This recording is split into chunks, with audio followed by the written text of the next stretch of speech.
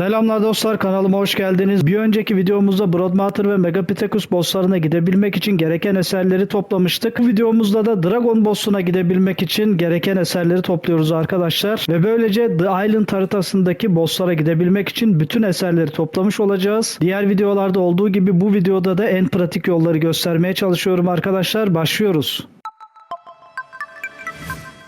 Dragon boss'una gitmek için gereken Gökyüzü Efendisi'nin eserini bu mağaradan alıyoruz. Küçük bir girişi var mağaranın arkadaşlar. Şöyle bir bölgede Megapithecus boss'u için gittiğimiz mavi obeliskin bu kısmında, tam şurada.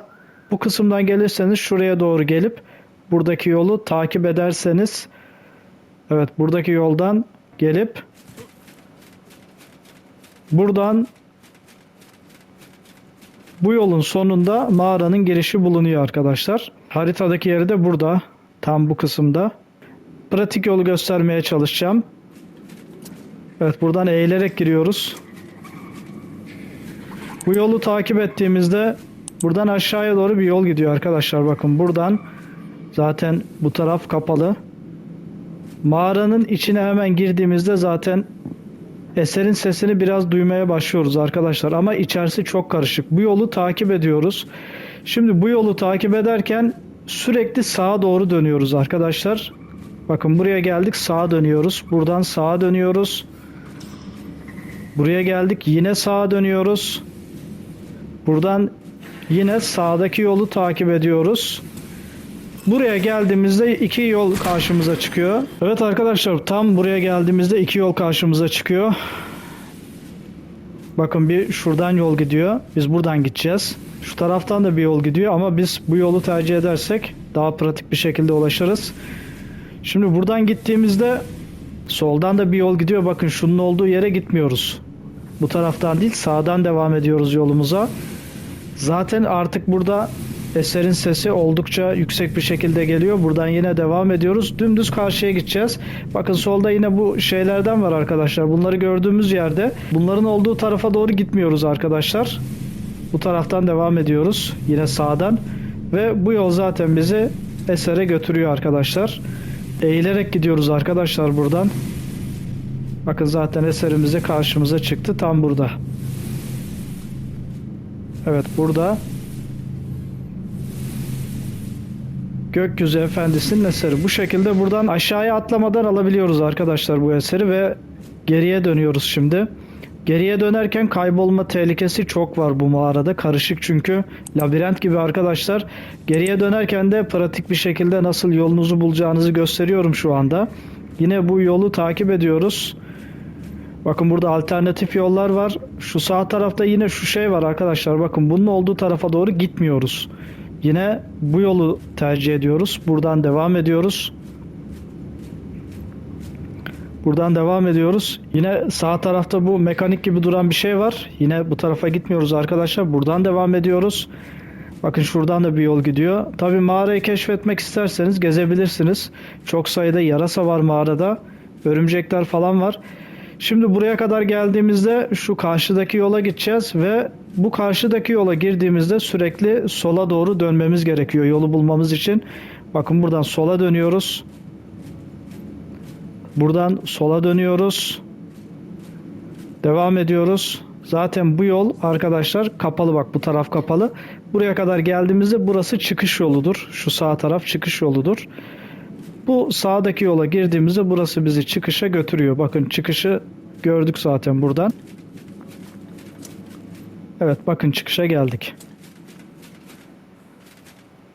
Gökyüzü Efendisi'nin eserini de buradan bu şekilde almış olduk arkadaşlar. Evet arkadaşlar, bir diğer eserimiz burada. Kuvvetli'nin eserini bulmak için bu mağaraya giriyoruz. Yine mavi obeliskin olduğu bölgede, yine bu sefer mavi obeliskin şu kısmında, bakın şu karşıda, tam şurada mağaranın girişi. Yine buzların olduğu bölgede arkadaşlar. Haritadan yerini gösterecek olursak arkadaşlar, tam bu konumdayız. Buzların olduğu bölgede yine Volkanik Dağ ve mavi obeliskin arasında tam burada bulunuyor mağaranın girişi arkadaşlar. Mağara çok tehlikeli. Özellikle yüksek seviyede tehlikeli yaratıklar var mağarada. Şimdi içeri girip göstereceğim. Evet, yine en pratik yolu göstermeye çalışacağım arkadaşlar. Girişte ve çıkışta. Evet, buradan giriyoruz mağaraya. Bakın şimdi buraya geldiğimizde arkadaşlar şu yerde çok fazla kar olmayan bölgeler var. Buralar çıkışa yakın bölgeler. Buradan devam ediyoruz. Buradan sağdan devam ediyoruz. Buradan sağdan devam ediyoruz. Şöyle dar bir geçit var. Yine sağdan devam ediyoruz buradan. Buraya geldiğimizde bakın bu şu şeyler var arkadaşlar. Purlovyalar var. Bunlar bayıltıyorlar. Çok tehlikeli bunlar. Tedbirli gelmemiz gerekiyor. Bunların nereden çıkacağı belli olmuyor. Çok sayıda kurt var. Bakın karşıda ayı var. Yüksek seviyeli bunlar. Bakın şöyle seviyesine bakacak olursak. Bunun seviyesi kaçmış? 551 seviyeli kutup ayısı. Şurada var bir tane mesela. Evet, bu da 504 seviyeli bir kutup ayısı var. Yüksek seviyeli yaratıklar var arkadaşlar. Tedbirli gelmemiz lazım. Buraya geldiğimizde burada bir su karşılıyor bizi. Bu suyun karşısından devam ediyoruz. Karşı yoldan devam ediyoruz buradan. Direkt karşımızdaki yola giriyoruz arkadaşlar. Buradan zaten yol sağdan gidiyor. Arkadan bizi yine takip ediyor bakın. Bakın bunların seviyesi de yüksek. Bu kurtların seviyesi de yüksek. Bu yolu takip ediyoruz. Evet, yine kurtlar var burada. Buraya geldiğimizde sol taraftaki yoldan devam ediyoruz arkadaşlar. Şurada bakın soldan bir yol gidiyor. Bakın bu yoldan devam ediyoruz. Şimdi buradan devam ediyoruz. Bu yoldan devam ettiğimizde karşımıza şöyle bir alan geliyor arkadaşlar. Bakın şu alana ineceğiz. Bu alana ineceğiz ama buralarda da çok tehlikeler var. Şu tam karşıya gitmemiz gerekiyor. Eğer kancanız varsa kancayla kolay bir şekilde ulaşırsınız. Ancak kancanız yoksa nasıl gitmeniz gerektiğini göstereceğim şimdi. Şuralardan atlayarak bu arkadan, evet şu taraftan giderek şu arkadan dolaşarak şu yola ulaşmamız gerekiyor. Gösterelim şöyle. Evet, bu yolu takip ediyoruz. Yine tehlikeler var. Purlovya olabilir. Burada yine atlayabilir. Evet, bakın kutup ayısı var yine. Çok sayıda yüksek seviyeli tehlikeli yaratıklar var. Şu yola çıkacağız arkadaşlar. Buraya çıkmamız için kancamız varsa kancayla kolay bir şekilde ulaşırız oraya. Ancak kancamız yoksa şu yolu takip ediyoruz.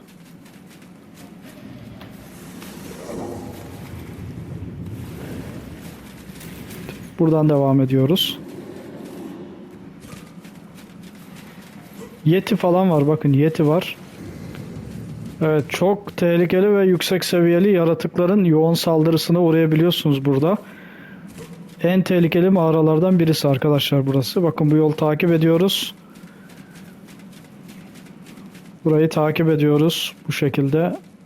Bakın söylediğim gibi arkadaşlar. Şimdi buraya gelmemiz gerekiyor. Bu kristallerin arkasına geçmemiz gerekiyor. Şuradan geldik. Buraya kancayla ulaşabilirsiniz. Ancak kancanız yoksa buradan dolaşarak böyle buraya ulaşabilirsiniz. Buradaki kristalleri kırmamız gerekiyor ya da üstünden de geçebilirsiniz alternatif yöntemle. Üstten de geçebilirsiniz. Bu yolu takip ediyoruz. Burayı takip ediyoruz. Evet, buradan devam ediyoruz.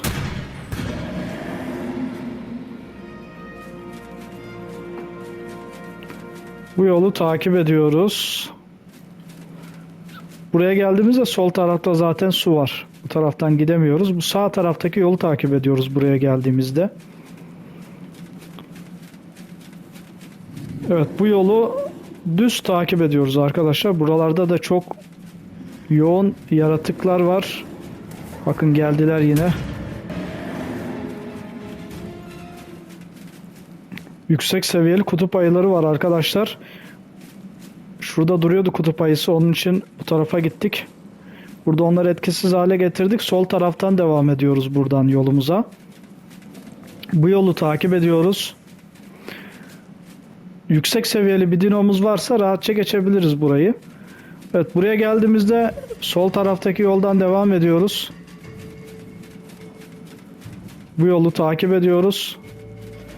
Burada arkadaşlar aşağıya doğru yola devam edeceğiz. Bakın yine atladı bu şeyler. Evet, buraya doğru geldiğimizde purlovyalar vardı burada da. Buradan soldan aşağıya doğru yolu takip ediyoruz. Bakın yine çok sayıda tehlikeli yaratık var. Kurtlar var, bizi takip ediyorlar yine. Buradan aşağıya doğru devam ediyoruz. Şurada şunları bir halledelim abi. Evet. Şimdi burada yine kristaller geliyor arkadaşlar karşımıza. Bu kristallerin üstünden gidebiliriz alternatif yöntemle ya da bunları kırıp karşıya geçmemiz lazım. Evet, bu yolu takip ediyoruz.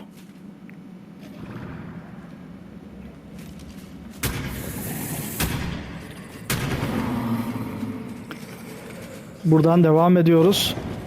Burada yine çok sayıda tehlikeli yaratık var yine burada. Bakın şu alana geldiğinizde böyle bir alan var. Buraya geldiğinizde soldan devam edeceğiz yolumuza. Ancak burada yoğun bir saldırı gerçekleşiyor. Evet, yetilerin seviyesi de yüksek. Bu yolu aşağıya doğru takip ediyoruz yine. Evet, buraya geldiğimizde arkadaşlar suyun karşısına geçeceğiz. Ve bu yolu takip ediyoruz. Burası sola doğru gidiyor zaten. Buraya geldiğimizde şurada bir yol var arkadaşlar. Bakın buraya kadar geldiğimizde şurada bir yol var. Bu yoldan devam ediyoruz. Ve karşımıza bir goril heykeli çıkıyor. Eserimiz tam bu goril heykelinin karşısında duruyor. Bakın şurada arkadaşlar. Evet, oraya ulaşmak için de şu yolu takip ediyoruz.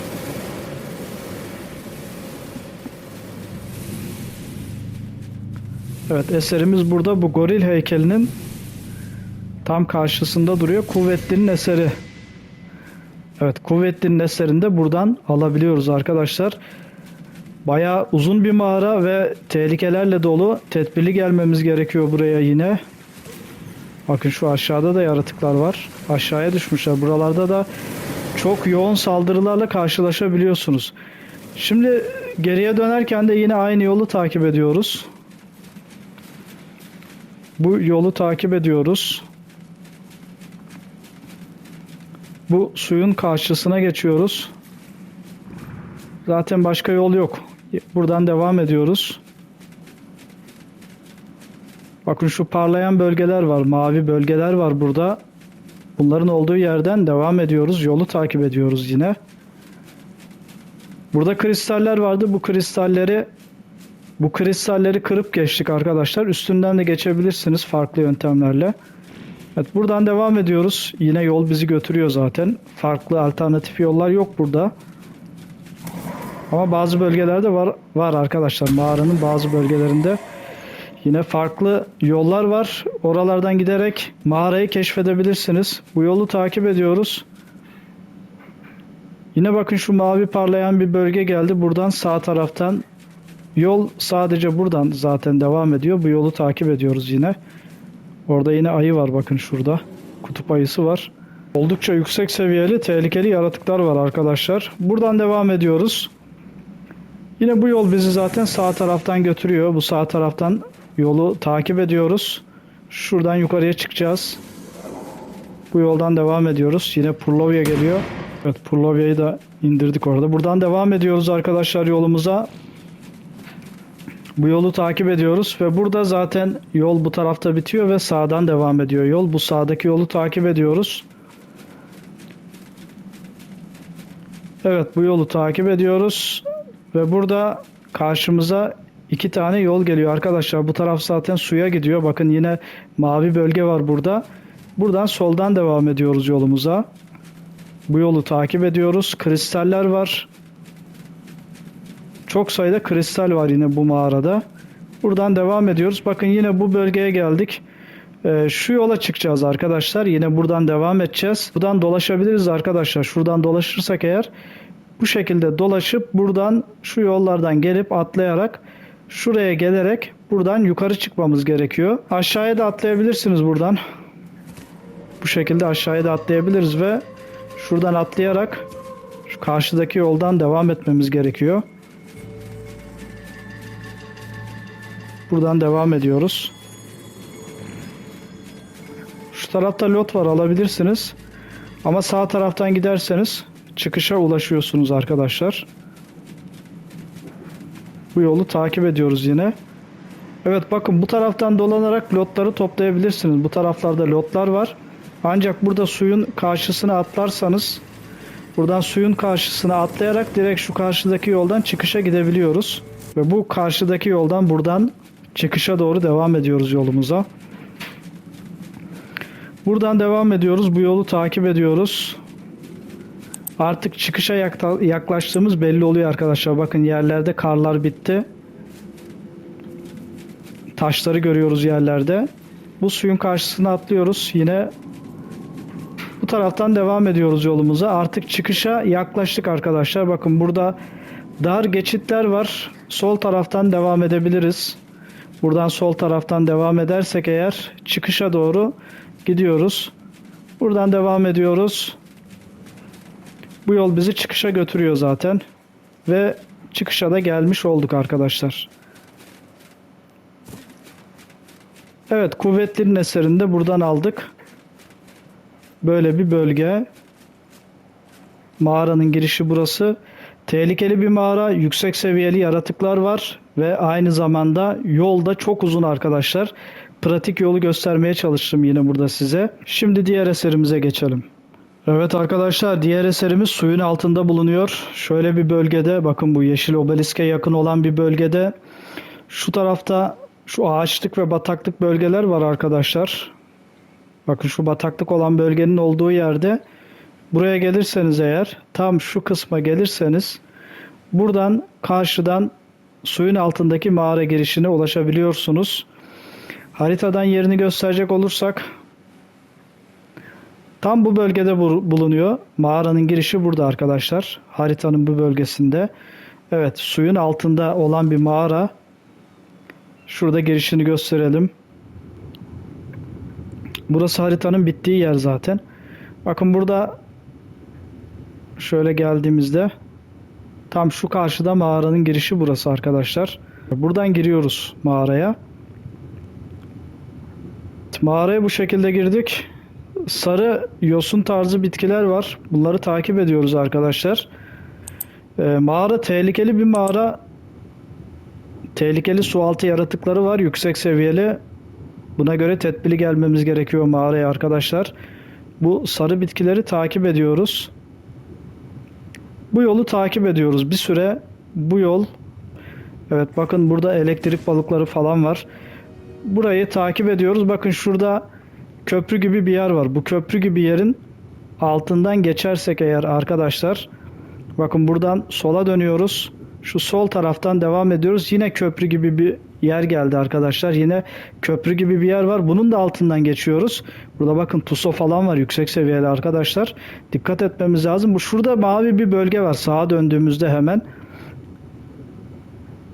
Bu mavi bölgenin arkasına geçmemiz lazım arkadaşlar. Bu mavi bölgenin arkasına geçtiğimizde aşağıya doğru su iniyor bakın. Aşağıya doğru bir derinlik var. Bu derinlikten aşağıya doğru iniyoruz.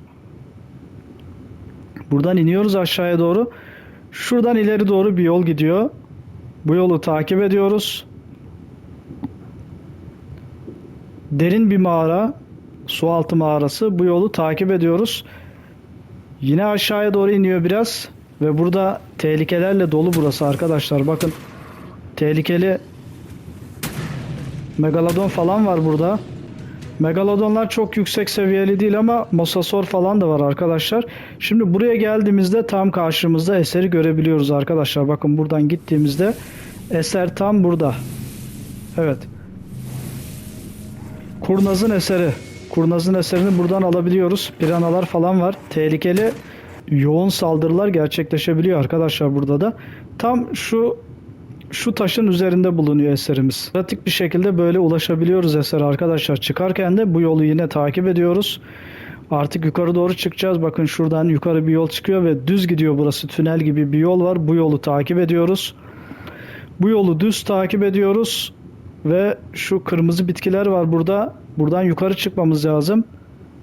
Bayağı derin, katmanlı bir mağara. Evet, buradan yukarı çıktığımızda bakın şu mavi bölge demiştik arkadaşlar. Burada buranın arkasında. Bakın arka kısmında buranın Eğer buraya kadar gelip bu mavi bölgenin arkasına geçmeden bu tarafa giderseniz mağarayı keşfedebilirsiniz arkadaşlar. Bakın bu köprü gibi olan yerde dedik. Burada Tuso var arkadaşlar burada. Seviyesi düşükmüş zaten bunun. Evet. Şu mavi parlayan bölgenin arkasındaki derin katmanlı yere girmemiz gerekiyor eser almamız için. Ancak bu taraftan yola devam edersek mağarayı keşfedebiliriz. Büyük bir mağara, sualtı mağarası arkadaşlar. Çıkışa gitmek istersek eğer buradan devam edip yine bu köprü gibi olan yerin altından, bu köprülerin altından devam ediyoruz. Birinci köprüyü geçtik. İkinci köprü de burada arkadaşlar. Buradan da geçtiğimizde bu yol bizi çıkışa götürüyor. Bu yolu takip ediyoruz. Bu taraftan yolu takip ediyoruz. Sarı bitkiler var. Yosun tarzında sarı bitkiler var arkadaşlar. Evet, burayı takip ediyoruz. Bu yolu takip ediyoruz.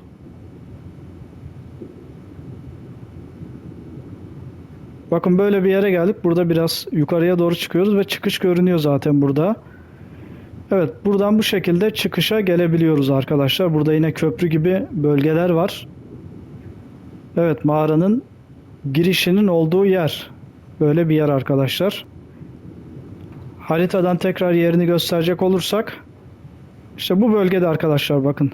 Kurnaz'ın eserini de buradan alıyoruz arkadaşlar. Evet arkadaşlar, bir diğer eserimizin mağarası burası. Dokunulmaz'ın eserini buradan alıyoruz. Mağaranın girişi tam burası arkadaşlar. Çamlık alanların olduğu bölgede, tam bu bölgenin içinde şurada göl gibi bir yer var arkadaşlar bakın. Bu gölün olduğu yere yakın girişi. Tam şurada girişi. Bu gölün olduğu yerin yanında tam şurada bulunuyor arkadaşlar. Dokunulmaz'ın eserini buradan alıyoruz. Zehirli gaz var mağarada. Bunun için gaz maskesiyle girerseniz iyi olur. Evet, buradan mağaraya giriyoruz arkadaşlar. Zehirli gazlar var. Dikkat etmemiz lazım içeride. Evet, gaz maskesiyle girersek iyi olur arkadaşlar buraya. Bu yolu takip ediyoruz. Buradan devam ediyoruz. Karanlık bir mağara. Işık kullanabiliriz burada arkadaşlar. Şu mantarlar var. Mantarların olduğu yerden devam ediyoruz. Bu yol bizi götürüyor zaten. Bu yolun götürdüğü yere kadar devam ediyoruz arkadaşlar. Bakın buradan sağdan devam ediyoruz. Alternatif bir yol yok zaten burada. Bu yolu takip ediyoruz. Buralara ben... Evet, bakın buraya kadar geldik arkadaşlar. Şimdi buraya kadar geldik. Yol bizi zaten buraya kadar getirdi. Bu tarafta şurada kırmızı bir bölge var. Bu kırmızı bölgenin altından devam ediyoruz yolumuza buradan. Tehlikeli yaratıklar var. Ben temizledim mağarayı arkadaşlar. Bilginiz olsun. Tedbirli gelmemiz lazım buraya. Buralar bu arada oldukça karanlık. Buralarda ışık kullanırsanız daha iyi olur arkadaşlar. Sağdan yolumuza devam ediyoruz. Şu sağ taraftan yolumuza, evet sol taraftan, bu soldan buradan yolumuza devam ediyoruz. Şurada su falan var arkadaşlar bakın. Şu ağacın olduğu yerden devam ediyoruz yolumuza. Tam karşıda bir yol var arkadaşlar. Bu yoldan girip buradan devam ediyoruz. Bir mantar çıktı karşımıza. Mantarın altından girip buradan sağdan devam ediyoruz. Yine mantarlar var. Bu mantarların olduğu yerden devam ediyoruz yolumuza. Karşıda kırmızı bir bölge var. Bu kırmızı bölge bakın burada örümcek ağları falan var. Örümcek yuvaları var arkadaşlar. Bunun olduğu yerden devam edersek karşımıza yeşil bir bölge geliyor. Bu yeşil olan bölgenin oradan o tarafa doğru gidiyoruz arkadaşlar. Bakın burada başka bir yol daha var. Buradan karıştırmayalım. Karıştırmamak için şu yeşil olan bölgeye doğru gidiyoruz arkadaşlar. Bu yeşil olan bölgenin olduğu yerden devam ediyoruz yola. Burası bayağı bir alçak. Buna uygun bir dino ile gelirsek daha iyi olur buradan. Buradan devam ediyoruz. Bu yol bizi zaten esere götürüyor arkadaşlar. Zaten eserin sesi de geliyor bakın dikkat ettiyseniz. Parlamaya başladı. Ve bu şekilde esere getirdi bu yol bizi. Eserimiz de burada. Evet, Dokunulmaz'ın eseri. Buradan Dokunulmaz'ın eserini bu şekilde alabiliriz. Geri devam ederken de buradan bu yolu takip ediyoruz. Bu yol bizi az önce girdiğimiz yeşil bölgeye götürecek arkadaşlar. Burada ışık da kullanabilirsiniz buralarda. Karanlık bir mağaradır. Bakın bu yeşil bölgeye geldik. Yeşil olan bölgeye geldik. Buradan devam edip kırmızı olan yer, yani örümcek yuvası olan yerin yanından geçiyoruz arkadaşlar. Buradan devam ediyoruz. Bu mantarların altından yolumuza devam ediyoruz. Söylediğim gibi ben mağarayı temizledim. Mağarada tehlikeli yaratıklar var arkadaşlar. Yılan, titana boğa, yılan, örümcek, akrepler falan var. Bazıları yüksek seviyeli, bilgimiz olsun. Bu yolu takip ediyoruz yine. Evet, şurada mantarlar var. Bakın mantarların altından devam ediyoruz. Buradan devam ediyoruz. Karşımıza şöyle bir yol çıktı. Buradan şu ağaçların olduğu yerden yukarı çıkıyoruz arkadaşlar. Bakın buradan gitmiştik. Şurada yeşil parlayan bitkiler var. Bunları takip ediyoruz. Buradan devam ediyoruz. Yine bakın kırmızı bir bölgeye geldik yine.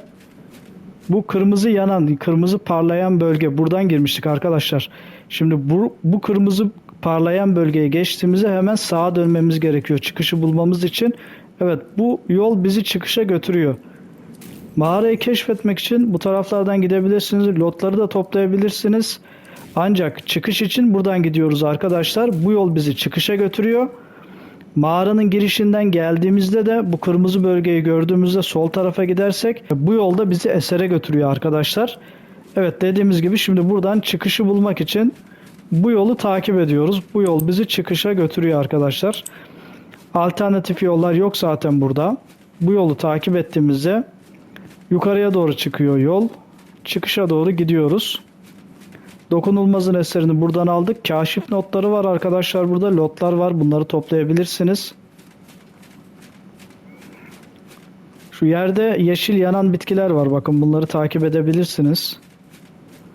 Ve zaten burası bizi çıkışa getirdi. Çıkışa gelmiş olduk arkadaşlar.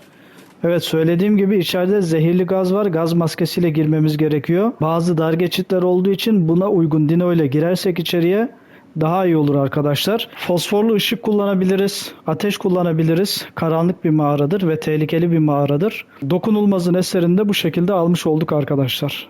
Evet arkadaşlar, bu videomuzda da Dragon Boss'una gitmek için gereken 4 tane eseri toplamış olduk. Gökyüzü Efendisi'nin eseri, Kurnaz'ın eseri, Kuvvetli'nin eseri ve Dokunulmaz'ın eserini aldık. Ve bu videoyla The Island haritasındaki bosslara gitmek için gereken tüm eserleri toplamış olduk. Bu seride 3 tane video yaptık. Broodmatter, Megapithecus ve Dragon bosslarına gitmek için gereken tüm eserleri toplamış olduk. Mağaralardaki alternatif yolları, alternatif rotaları ve en kolay, en pratik yolları göstermeye çalıştım arkadaşlar. Eğer videoyu faydalı bulduysanız kanalıma abone olmayı, yorum yapmayı ve videoyu beğenmeyi unutmayın. Ark videolarımız macera dolu ve keşif dolu serilerle devam ediyor. Görüşmek üzere, hoşça kalın.